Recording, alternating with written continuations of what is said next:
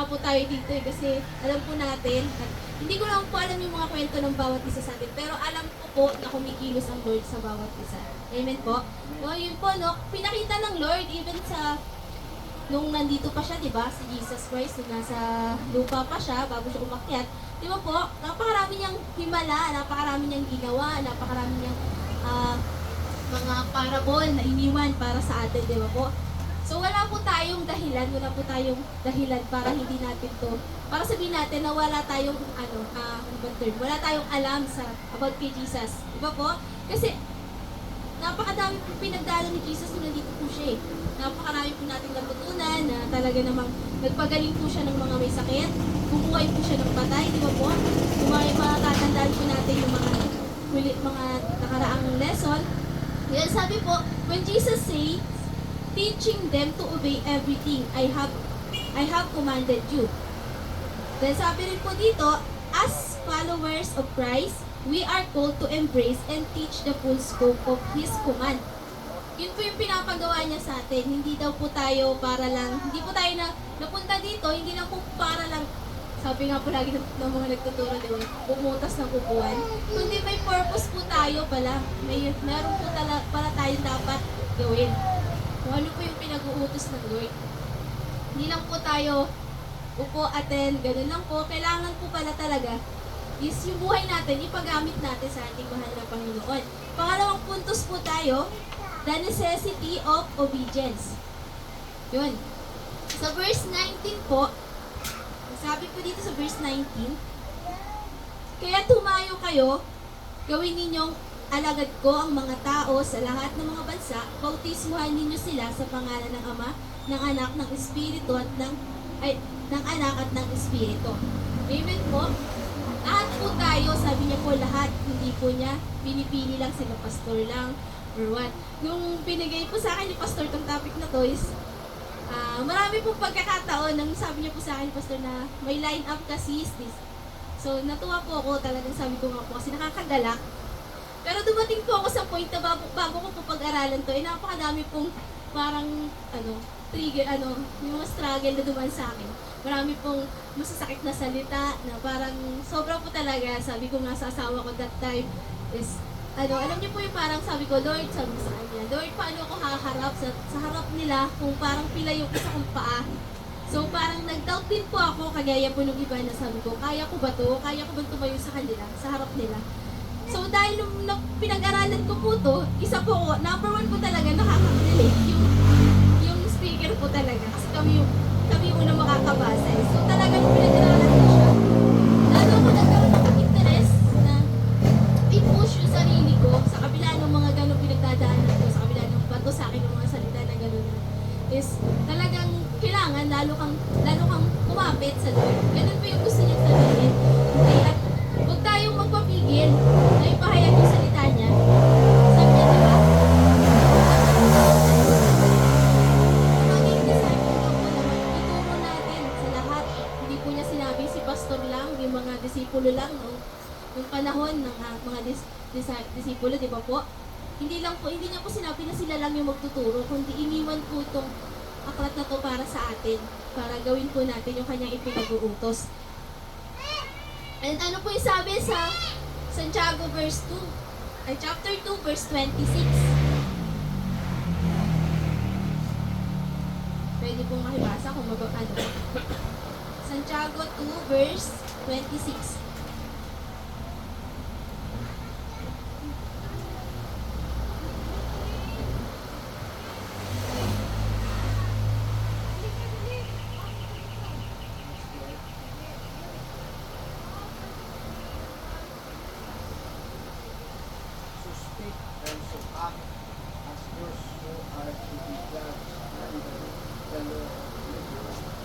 Santiago po, James 2:26 po. 26?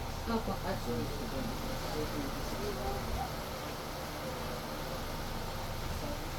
For as the body apart from the spirit is dead, so also faith apart from the works is dead. Ayan, amen po, no? Sabi niya po, faith without deeds is dead. Ito po. Gusto po ba natin yun? yung faith na meron tayo is patay kung hindi po tayo kikilos. Ayun po yung sabi ng Lord. Kung hindi po tayo kikilos, hindi po tayo gagawa, hindi po natin susubin ang kanyang pinag-uutos. Yung pananampalataya na meron po sa atin is dead. Iba po, malinaw yung sabi ni Santiago, no? And then, number 3 po, the promise of Christ's presence. Yun, no? The promise of Christ's presence. So, number 3 po. Matatagpuan din po ito sa verse 20 ng Mateo 28. Turuan ninyo silang sumunod sa lahat ng iniutos ko sa inyo. Tandaan ninyo, ako'y laging kasama nyo hanggang sa katapusan ng panahon. Yun, no? Napakasarap pong isipin na kahit ano po yung pinagdadaanan natin, palagi pong pinapaalala ng Lord na kasama natin siya. Even nung nakaraan din po talaga sabi ko, di ko po talaga kaya, sabi kong ganun. Pero dahil sabi ng Lord sa akin, kasama mo ako, sabi niya po ganun, kasama mo akong harapin yung battle na pinagdadaanan mo. At kaya po ako nandito sa inyong harapan dahil gusto ko pong talagang ipakita na kasama ko ang Lord sa kabila ng mga pinagdaanan ko ng mga nakaraan. Kasi po talaga, yung mga nakaraan is, pag ako po kasi pagka parang depressed, yung isa po parang sakit ng ulo ko, gano'n. Tapos parang, alam niyo po yung parang giniginaw na ako pag gano'n. Parang sabi nga po nila is, siguro binat, gano'n. And then dumating nga po ako sa point na talagang nagkukulong lang po ako ng bahay. Parang ayoko po muna lumabas, gano'n. Yung mga nakaraan po. So, yung ginagawa ko po, talagang nag-pray ako, sabi ko, Lord, talagang umiiyak ako, nag-praise and worship ako sa loob ng kwarto. Naglalak po ako pagkatulog po yung bunso ko habang nasa school po si Mika. Dumarating din po sa point na pagka hinatid ko si Mika sa school, parang nagto yung mata ko. Kasi sabi ko nga, iiyak ko sa Lord, hindi ko iiyak sa tao, sabi ko gano'n. And yun, sobrang blessed ako kasi talagang sabi ko, tinulungan niya ako na pinakita niya sa akin na kasama mo ako. Ano man yung mga pinagdadaanan mo, kasama mo talaga ako. Kaya sobrang thank you talaga sa Lord kasi ayun, yung promise niya, panghawakan po natin ito. Na kahit hindi natin kaya minsan, lalo na yung mga problema, lalo na yung parang nagdadoubt tayo sa sarili natin, hindi natin kaya sumunod, parang ganun. Parang minsan, nakakapagod na parang ganun. Parang sa kabila ng mga ginagawa ko, bakit ganito pa din? Parang ganun po yung question. Tapos minsan, bigla ka na lang sasabihan ng Lord na, kasama mo ako, huwag kang matakot, kasama mo ako eh. Yun yung promise niya eh. Kaya nung binasa ko talaga to, sobrang ako po talaga yung una, iyak po ako ng iyak sa kwarto that time. Talagang iniiyak ko po talaga sa Lord lahat. Kaya sobrang thank you sa Lord talaga. At yun, sabi po, paano po natin ito magagawa?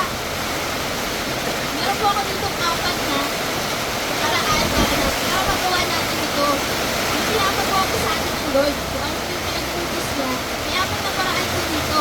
Sabi ko sa number 1, embrace the full counsel of God's words. Siyempre, minsan, nagko-commit lang tayo sa Lord kapag ano problema na gano'n, or kapag kami hinihingi, pero po, minsan na, Lord, ibigay mo po sa akin to, isipa ako. Pero pag naibigay ng Lord, kaya na, nawawala na sila, parang gano'n. Isa, dito, yung mga gano'ng sabi ko dito, commit to studying and applying the entirety of Christ's teaching in your life. Commit to studying and applying. So, ano po yung mga natutunan natin? Ano po, dapat po, i-apply natin yun, pag-aralan natin, hindi po yung iba lang tayo para lang sa atin ang kasi parang wala ko talaga i-commit natin sa Lord. Huwag po yung para lang makalimutan ko yung kasi yung pag-Kristano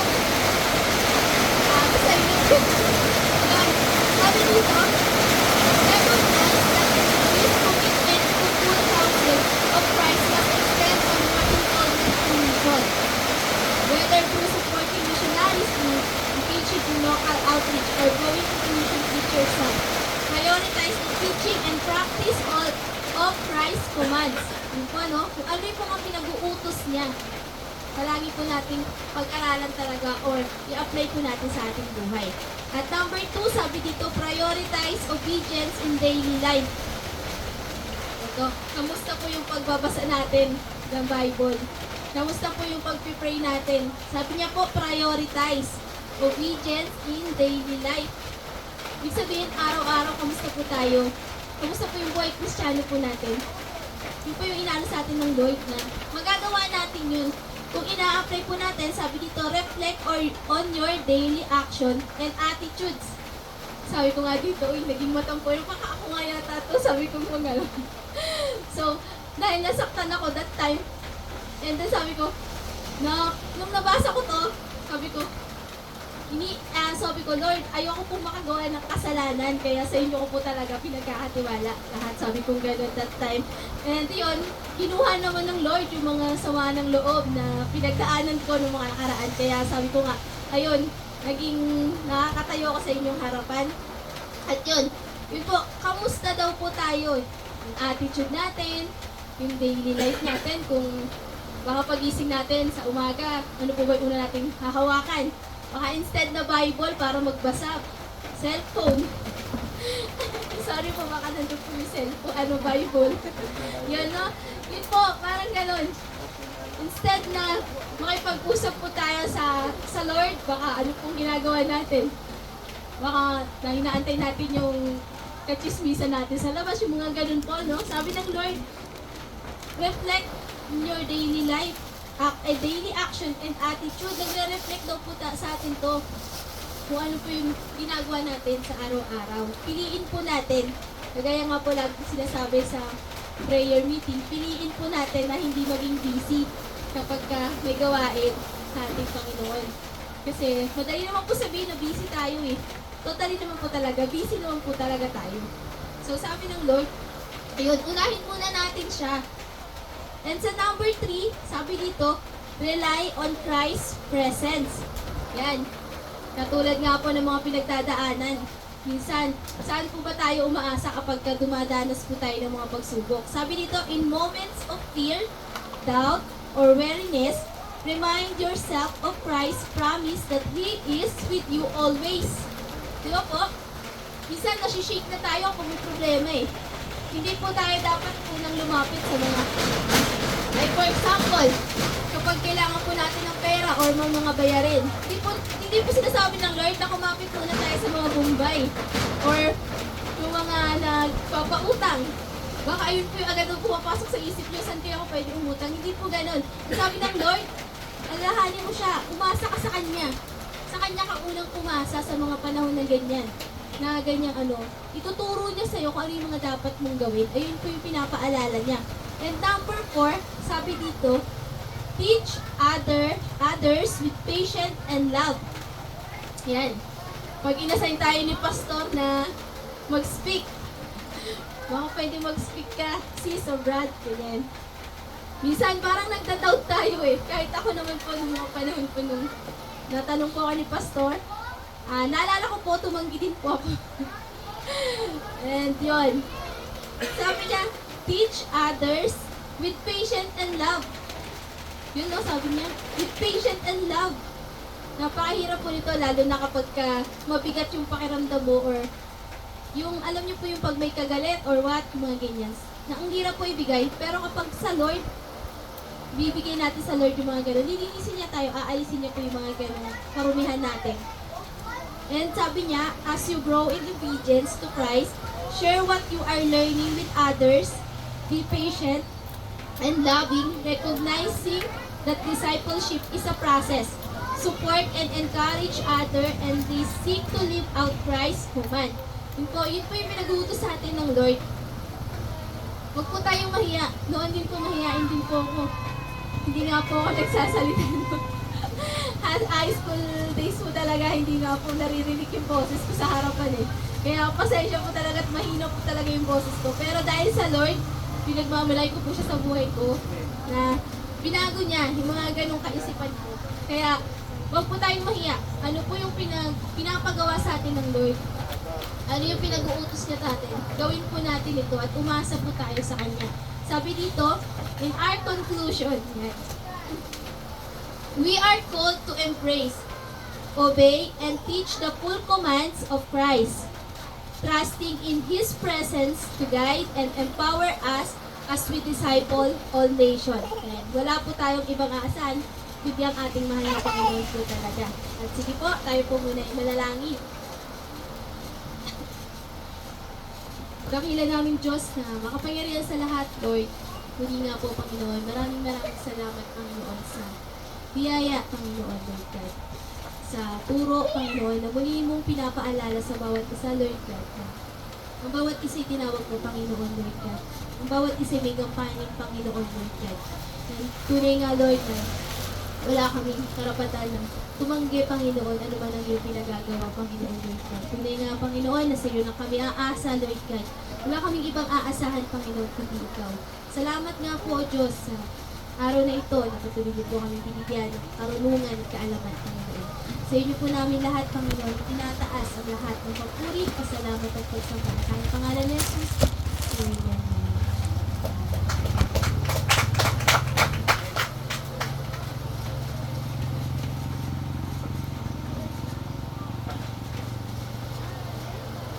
Tayo po ay tumayo. And kung alam po natin yung song, sabayan po natin.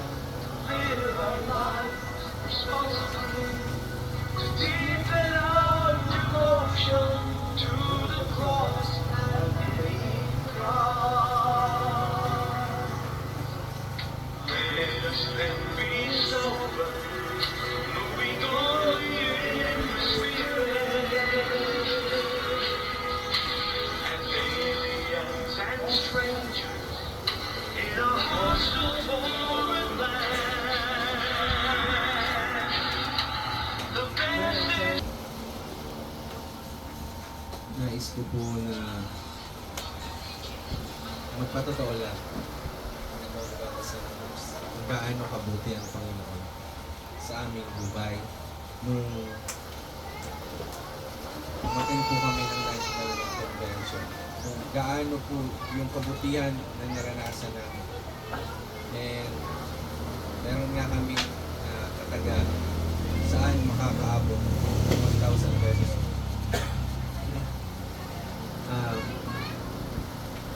Pagdating namin, pag-ins namin ng San Jose del Monte, Bulacan, papuntang Cubao, smooth lang yung travel. Smooth lang, ang bilis. Kaya kami maaga umalis ni Pastor B. Kasi ayaw namin matraffic. Pero nung umalis kami, smooth lang. Alas 4 kami dumating ng Alimol. Then pagdating namin sa Alimol, nag-chat kami kay Pastor. Dumating si Pastor, may dalang maraming pagkain kagad. Ay, napaabutin ng Lord, no? Napakaraming pagkain. Bumili na lang kami ng ulam, ng kanin, at saka may libre pang malaking bowl ng sabaw. And nakakatuwa si Lord. Then, pag sakay namin ng bus, papuntang airport, nag-P2P kami, ang bilis din kasi bus lane na pala sa EDSA. Hindi siya na traffic. Ang bilis. So maaga rin kami dumating sa airport. Naka-attend pa kami ng prayer fellowship. And nakapag-aral pa kami dun sa airport ng mga lecture. May book na binigay si Pastor Gibbs. Then pag sa madaling sabi, nakasakay na ng eroplano. Sa madaling kwento, lumipad sa airplane, nakabadong-kabado kami. Hindi namin alam kung ano yung nararamdaman namin kaba. Sa sobrang kaba namin, bumili kami ng Lola Remedios, pampatanggal ng nervyos. Ayan. Hindi pala totoong matatanggal nervyos mo dun. Lalong madadagdagan. Then, na-experience namin, first time na nakasakay ng eroplano. And salamat sa Lord, pati sa pagbaba. Talagang kabado kami. Pero nung halapag na kami sa Davao Airport, may nagsundo na sa amin na kaibigan ni Pastor Gibbs. Pinatid kami dun sa bahay nila. Dalawang room yung pinapahiram, pero nag-decide kaming tatlo na isang room na lang. Kasi nakakalungkot pag kukunti na lang, maghihiwalay pa kami. Then, kinabukasan, natulog kami doon, di kami naka-attend ng prayer fighters. Alauna na kasi kami natulog. Kinabukasan, may naka-ready ng almusal. Yan, bago kami pumunta ng Camp Auditorium. May naka-ready ng almusal, then kumain kami. Nagpunta kami ng Camp Auditorium. First day, hindi namin alam kung saan banda yung Camp Auditorium. Nagsakay kami ng taxi. Ang thinking namin, mas mapapamahal kami sa taxi. Pero mura lang pala ang taxi doon. Mura lang. Pagdating namin ng Camp Auditorium, nag-register, nag-register si Pastor, antay lang kami, ikot-ikot lang kami. Pero kasi naisip yung iba ni Pastor Vic, grabe na, para makapag-vitamins. Nung bumibili kami ng Berocca sa Mercury Drug Mart, hinanapan kami ng reseta. Sabi ko, vitamins lang naman po yan. Baka pwedeng wala na pong reseta. After nun, lakad-lakad kami. Hindi namin sinabi kila Pastor Gibbs na naligaw kami. Ang ginawa namin, nagtanong kami. Naligaw talaga kami, siguro mga 30 minutes na kaming pumasok kami sa iskinita na ito Kuya Vic, hindi yata dito. Balik na lang kaya tayo sa pinupulingan. Then, nalampasan namin yon sa tulong ng Panginoon, yung ligaw na yon. Pagdating ng lunch, nag-invite naman sa amin ng lunch. Naging ganun po yung senaryo. Sa gabi, may hapunan kaming libre. Naging ganun yung senaryo araw-araw. And bakit ko po kinakwento yung kabutihan ng Lord na to? Dahil, sabi nga ni Pastor Gibbs, yung willingness, yung kagustuhan mo, yung desire mo na sumama para sa gawain ng Lord, dapat ang hawakan mo yun. Dating doon, sabi nga ni Pastor Gibbs, basta makarating lang tayo ng Davao, okay na yun, bahala na, mag-fasting na lang tayo. Pero hindi po kami pinabayaan ng Panginoon. Kaya papuri po sa Panginoon, doon sa mga taong ginamit niya. And nakarinig kami ng testimony na parang imposibleng mangyari, pero nangyari sa buhay nila. At nakaka-bless yung pamilya na ginamit ng Lord sa amin. Hanggang sa pag-uwi, natid kami sa airport. At sabi nga niya, masaya yung puso nila na nakakatulong. Ibig sabihin, ang pagbibigay sa kapwa or pagtulong sa kapwa ay bukal sa ating mga puso. Kaya ngayon po, tayo po ay manalangin para sa pagbibigay sa Panginoon. Lord, salamat sa mga nararanasan namin na blessing sa buhay. Salamat, Lord, sa experience. And salamat po sa mga pagpapala na natatanggap namin. Lord, I pray na kayo po ang patuloy na magbigay sa amin ng mga bagay na hindi namin ina-expect, Lord. Magbigay ng mga pangangailangan sa araw-araw. At ang ikapu, Lord, na ibibigay namin ngayong hapon, Lord, ay patuloy niyong palaguin at gamitin, Lord, sa aming bahay-sambahan. Sa inyo po ang papuri, pasasalamat at pagdakila sa pangalan ni Jesus. Amen.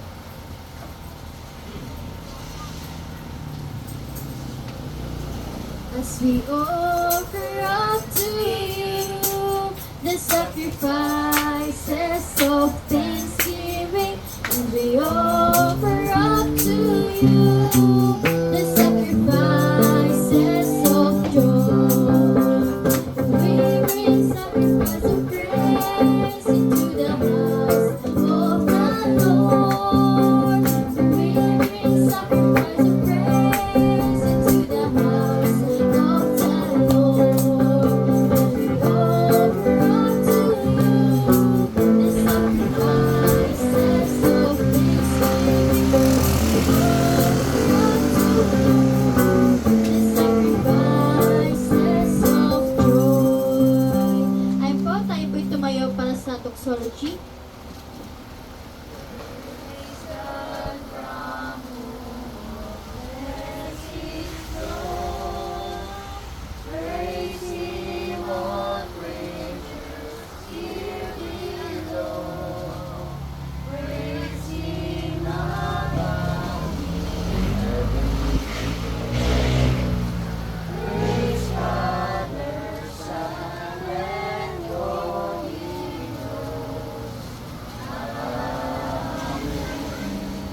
Ayun na po tayo makaupo.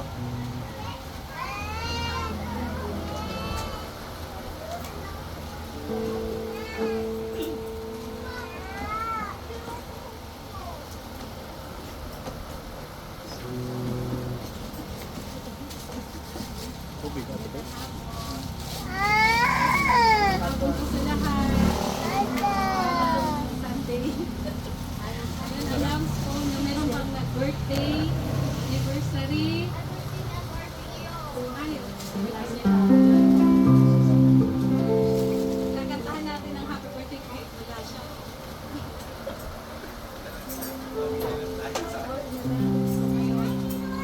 Anniversary. Wala? Okay. Announcement natin, yung ano na lang, yung online natin na prayer fellowship natin sa every Wednesday. Yun. Saka, ano pa ba?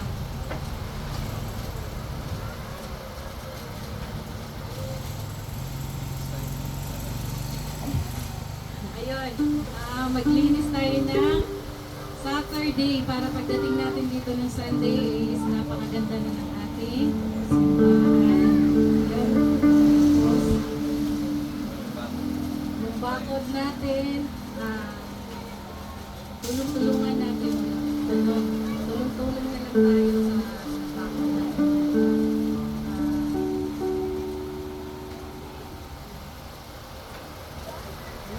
Yun lang po. Ay, meron pa pala sa Tagaytay yung mga women's. Sino po sasali doon? Welcome. Welcome po doon. Mag-ano na lang kay Pastora Berna. Sino po gusto sumama? At saka sa ating 10 pesos para sa national natin. Naghahanda na tayo. Para sabay-sabay tayong pumunta doon. Every Sunday po yung bukaan namin. Sisingil. 10 pesos lang po yun. Hanggang 2 years na po yun. Sa 2 years na po yun, malaki na po naiipon natin. Nandun na yung ticket natin. At wala na tayong kawala. No? Wala na tayong kawala. Talagang sama-sama tayo doon at mag-enjoy na papuri sa Panginoon tayo doon sa hindi natin alam kung saan po sa susunod for 2 years, hindi natin alam kung saan. Ayan. Yun lang po.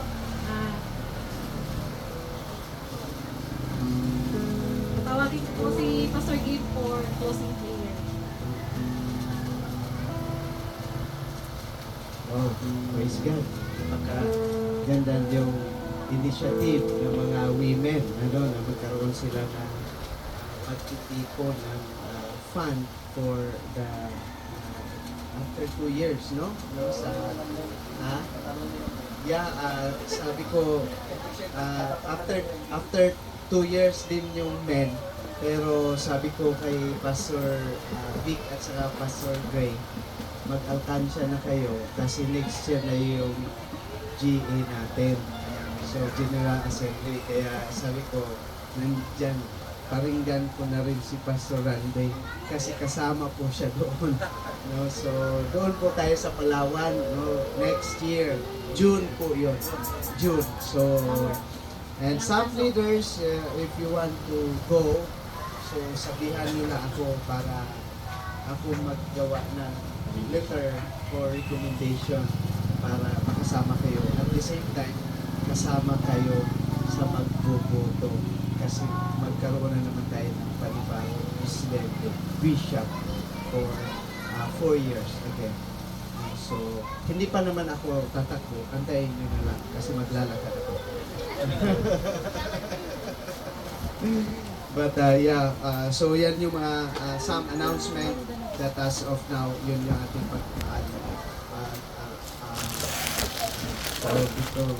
pagpreparahan.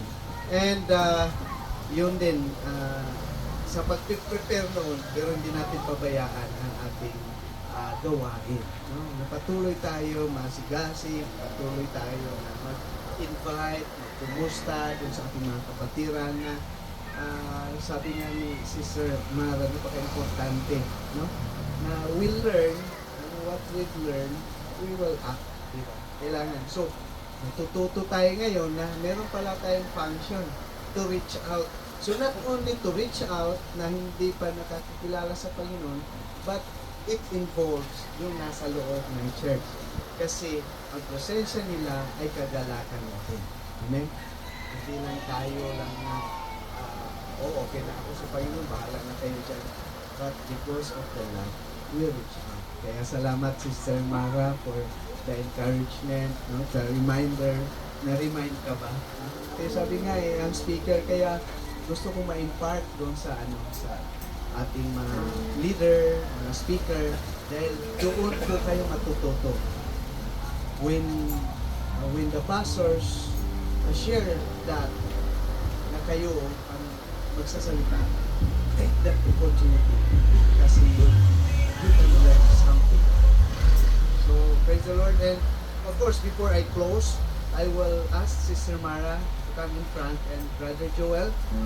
We will pray for you kasi alam ko, pag once ang ginagamit tayo sa gawain, ang kaaway din hindi rin matutulog. Kaya sabi ka nila is 24 hours talaga sila nag-work.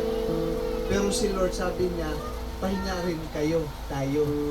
Isang kapahingaan nandoon sa presensya ng Panginoon. Sige tayo po tumayo and we will itaas natin ang kamay toward them. To release blessing. Our Heavenly Father, Lord, thank you at sa buhay ni Sister Mara, Brother Joel, sa kanilang anak, Panginoon. Salamat, Panginoon, kung paano sila minol, paano sila nag-grow, paano rin sila naging katiwang, Panginoon, sa aming gawain. Salamat sa puso, O God, na meron sila at doon ko naramdaman ang puso nila ay may tainga at may mata. Dahil sila mismo, Panginoon, na-discern po nila kung ano ang pangangailangan ng church. Through them, Lord, kahit sa kanilang challenges, sa kanilang crisis, nandun ang kanilang puso na to really bless the church. Kahit po sa pagbibigay, talagang nakita mo, Panginoon, ang kanilang puso, Panginoon. They will follow you. That's why, nakita din po natin paano po yan sila pinagpapan. May Lord, thank you. Continue to cover them with your precious blood. Continue to bind, Lord, this family with your love. And Lord, your light shine upon them. And ito po'y mag-reflect, Panginoon, sa kanilang pamilya, sa kanilang kapitbahay, kung saan man sila, Panginoon. Thank you, Lord. Thank you. Panginoon, salamat sa iyong presensya. Kasama ngayon, O God, sa aming buhay, kahit sa aming kawitan, kahit sa aming mga pag-praise and worship, Panginoon. Kahit, Panginoon, sa pagkikinig na ito. Salamat. Salamat. And Lord, as we face another day, bigyan mo kami ng lakas, bigyan mo kami, Panginoon, ng kapagluhan, kahit sa mga trabaho, sa negosyo, kahit doon po sa aming mga estudyante, Panginoon, na nag-aaral. Bless them, Lord. Bless us. As we depart this place, nawa, Panginoon, kayo po, Panginoon, ang umabay, kasama po namin sa aming pagkakas. Thank you, Lord. Brethren, receive the blessing of the Lord. The Lord bless you and keep you. The Lord will make His face shine upon you and be gracious unto you. The Lord will lift His countenance upon you and give you peace. In the name of the Father, and the Son, and the Holy Spirit. Amen. Amen. Good afternoon, everyone. Ayan, happy Sunday everyone, and magkamayan po tayo habang tayo lumalabas.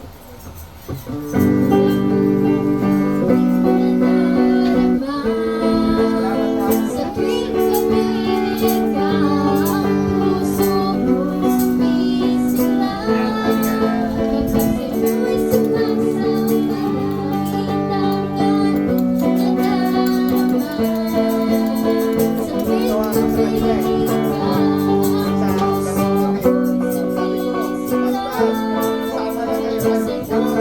God bless everyone. And ano po, Ate RP invited us na pumunta daw po sa kanila. Uy, Kasi naghanda po siya. ay, sa bahay nila?